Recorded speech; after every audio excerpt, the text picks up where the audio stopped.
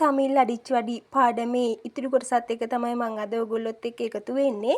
මම ඕගොල්ලොන්ට මේ වීඩියෝ දෙකේදී කියලා දුන්නා ස්වර අකුරු මොනවද, ව්‍යංජන අකුරු මොනවද කියලා. දැන් මම ඕගොල්ලොන්ට කියලා දෙන්න යන්නේ ඒකේ තුන්වෙනි අදියරේ වන උயிර්මෙයි එළුත්තුක්කල්.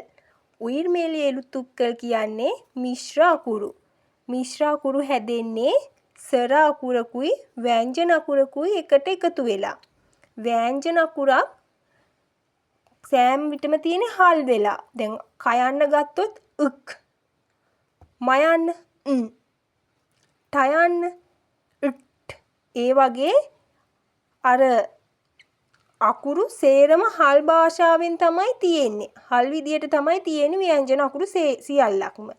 ඒවා තනිව භාවිතා කරන්න ටිකක් අපහසුයි. තනිව භාවිතා කරන්න නම් ස්වරයක උදව්වක් ඕනම වෙනවා.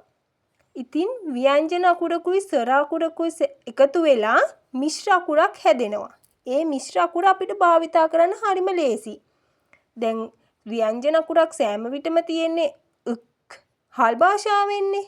දැන් අපිට කයන්න කරගන්න ඕන නම් මේකට එකතු කරන්න ඕන ස්වර අකුරු වල ස්වර අකුරෙන් අයන්න. ස්වර අකුරෙන් අයන්න එකතු කරලා තමයි අල් කයන්නට අයන්න එකතු වුණාට පස්සේ අර හල් එක නැති වෙලා යනවා. ඒ හල් එක නැති වුණාට පස්සේ අපිට ඔන්න තනිව කියලා භාවිතා කරන්න පුළුවන්. අපි බලමු ඒ වගේ තව අල් මයන්න ගත්තොත් අල් මයන්න දැන් අපිට මා යන්න කරගන්න ඕන. මා යන්න කරගන්න ඕන නම් මොකක්ද එකතු කරගන්න ඕන? ස්වරවල ආයන්න.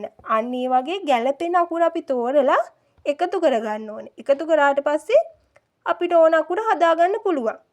මේ බලන්න අල් මයන්නට ආයන්න එකතු කරාට පස්සේ මා යන්න මම මෙතන ලියලා තියෙනවා. අපි බලමු අල්ට යන්න. අල්ට යන්න අපිට ටී අකුර කරගන්න ඕන.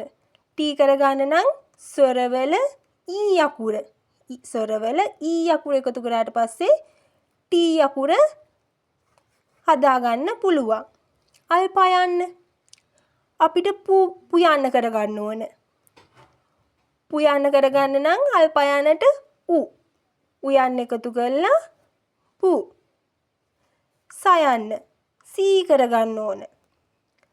සී නම් සයන්නට ස්වරවල මොකක්ද එකතු කරගන්න ඕන?